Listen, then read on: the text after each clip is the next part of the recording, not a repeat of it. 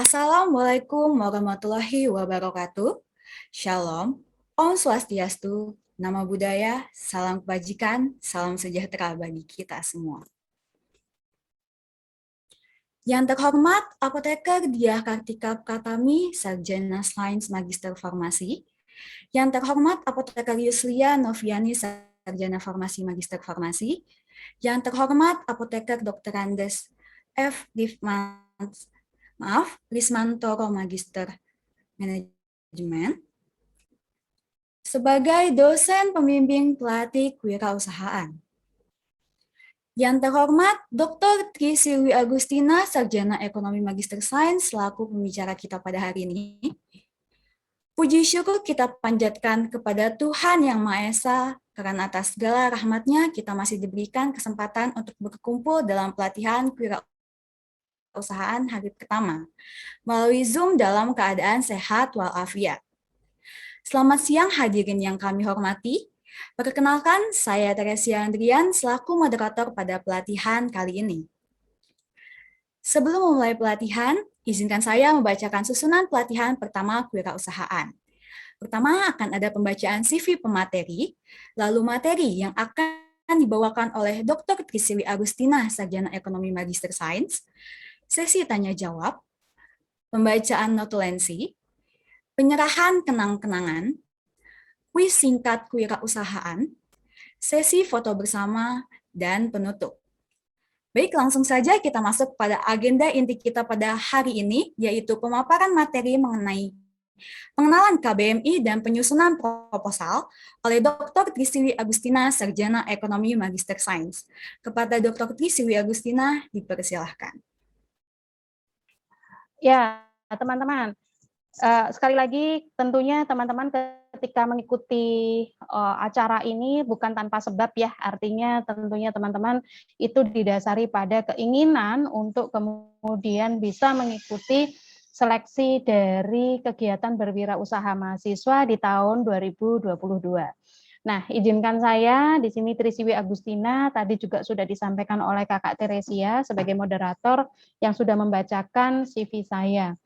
Saya sehari-hari adalah dosen di Fakultas Ekonomi dan Bisnis Universitas Airlangga di Ilmu Manajemen.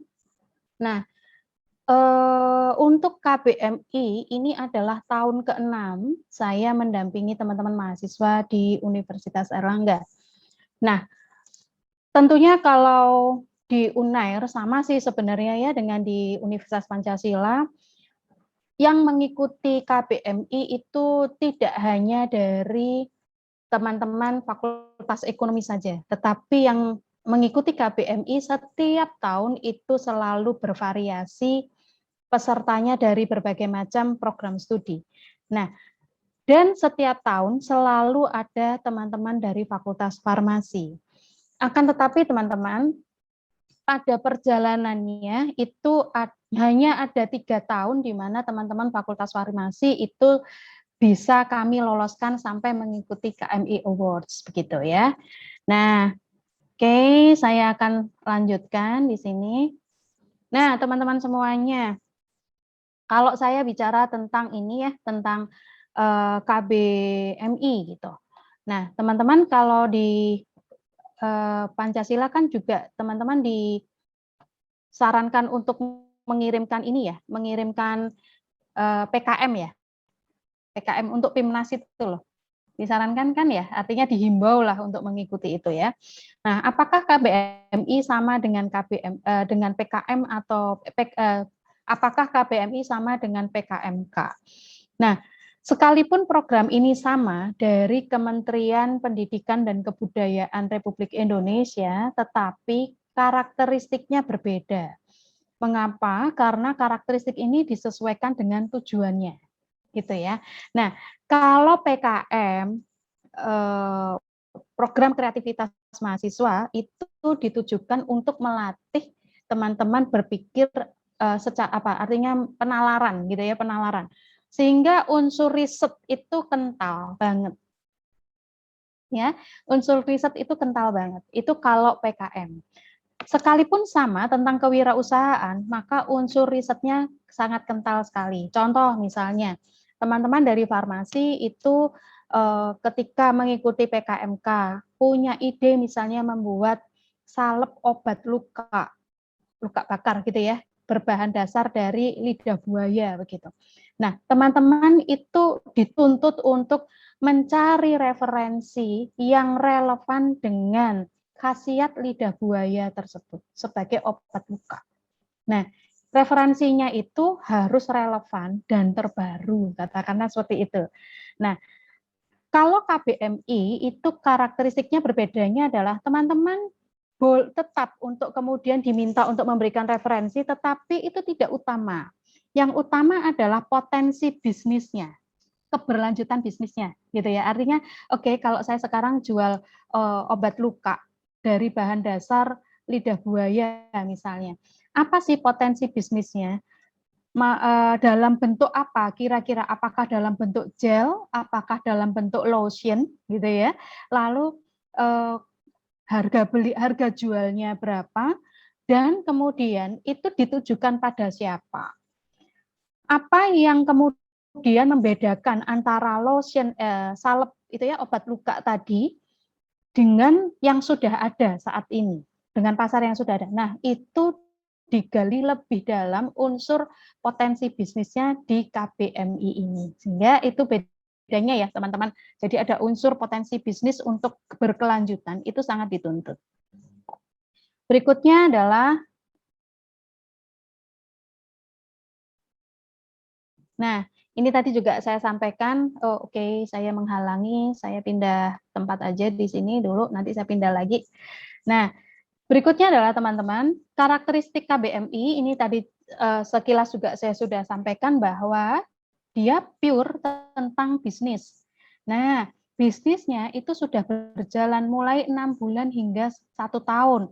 Maka tadi saya sampaikan di awal, ini kegiatan saya sangat mengapresiasi dari Senat Mahasiswa Fakultas Farmasi, karena apa?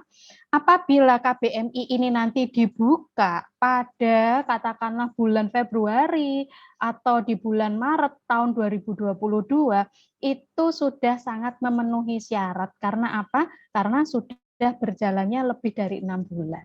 Kayak gitu ya. Ini boleh ditanyain nih, nanti kalau teman-teman bilang, Bu, kalau usaha saya baru jalan 3 bulan, boleh nggak? Kayak gitu. Boleh banget, silakan tanya, jangan sampai kemudian ragu-ragu untuk bertanya, gitu ya. Nah, apa sih yang nggak boleh dari sisi masa bisnis ya, dari sisi syarat nomor 1, apa sih yang nggak boleh, apa gimana sih rambu-rambunya? Boleh ditanyakan nanti.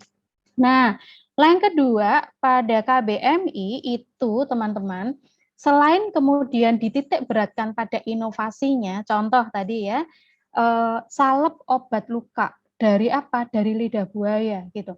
Nah, inovasinya apa? Mungkin saja selama ini yang sudah beredar di pasaran itu bentuknya adalah lotion gitu ya. Nah, teman-teman mau buat inovasinya bentuknya adalah gel.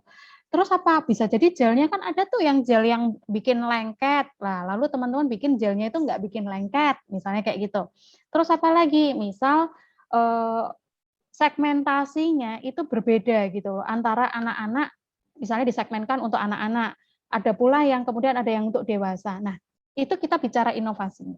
Tetapi ada yang lebih utama dari KBMI, yaitu teman-teman harus bisa menyajikan yang disebut dengan noble purpose.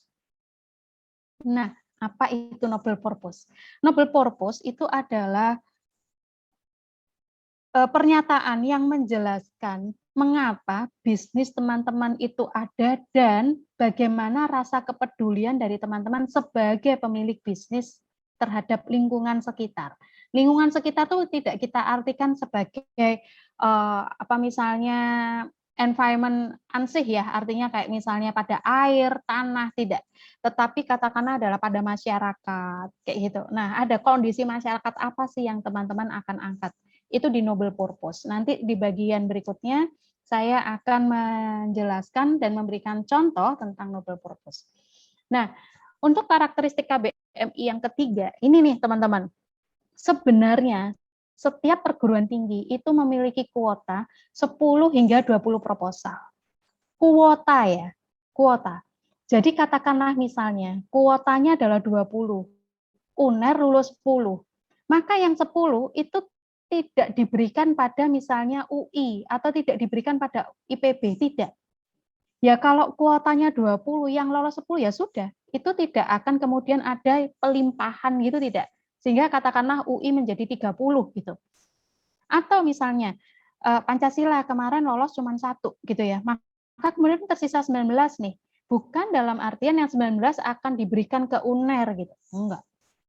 Jadi sebenarnya teman-teman, kalian punya kans untuk kemudian diterima. Karena apa? Proposal ini pada kompetisi ini ada kuotanya, dan rata-rata memang kalau di dalam setiap tahunnya masing-masing perguruan tinggi itu tidak pernah ada yang lebih dari 18. Nggak ada dalam sejarah sampai 20 kok 18, 15. Nggak pernah ada. Meskipun kuotanya 20 ya. Itu tuh paling banyak itu 15. Gitu ya, paling banyak 15. Nggak pernah ada yang sampai 20. Jadi sebenarnya teman-teman, yuk ini kita bisa upayakan dengan cara apa? Dengan cara membuat proposalnya itu powerful. Gitu ya. Saya selalu menggunakan istilahnya adalah powerful, bukan istilahnya adalah proposal yang baik. Kayak gitu enggak, istilahnya powerful. Karena yang powerful itu yang sebenarnya akan berdampak pada proposal teman-teman. Nah, lalu yang keempat, konteksnya adalah belajar mengelola sehingga kental dengan planning, organizing, actuating, dan controlling. Nah, mungkin ini kalau teman-teman di manajemen gitu ya, itu sangat paham sekali gitu ya. Maksudnya apa sih yang disebut dengan fungsi manajemen itu adalah planning, organizing, actuating, dan controlling. Nah, demikian juga pada konteks KBMI ini, teman-teman ketika membuat yang namanya proposal, itu teman-teman seolah-olah itu digiring untuk menyajikan informasi mulai dari perencanaannya bagaimana, pelaksanaannya bagaimana, cara mengorganisir sumber daya, ya tenaga kerjanya, ya waktunya, ya sumber daya yang lainnya, bahan baku, dan sebagainya. Dan sampai pada tahap yang terakhir adalah controlling. Controlling itu adalah tahap bagaimana teman-teman membuat yang namanya tolok ukur keberhasilan. Gitu ya. Jadi itu tidak hanya di proposal saja ya teman-teman, tetapi sampai pada tahap laporan akhir itu sangat kental POEC. Tapi no worries teman-teman semuanya. Jangan sampai ketika kemudian saya sampaikan seperti ini, terus teman-teman merasa bahwa, aduh mati deh gue, ini kan pelajarannya anak manajemen banget, ngapain juga gue ikut gitu ya. Enggak teman-teman, teman-teman itu tidak terasa kalau teman-teman digiring untuk melakukan yang namanya POAC. Enggak sadar kalau ternyata teman-teman buat yang namanya perencanaan, lalu pengorganisasian, lalu actuating, dan juga controlling. Enggak sadar gitu ya, tetapi nanti arahnya itu ke situ. Terima kasih kepada Dr. Priscilly Agustina, Sarjana Ekonomi Magister Sains. Semoga Ibu nggak kapok ya, kita undang kembali nanti di FFUP untuk mengisi webinar-webinar lainnya. Insya Allah, semoga semuanya selalu sehat. Dan jangan lupa bahagia. Betul sekali, karena kalau nggak bahagia nanti nggak bisa sehat juga ya Ibu ya.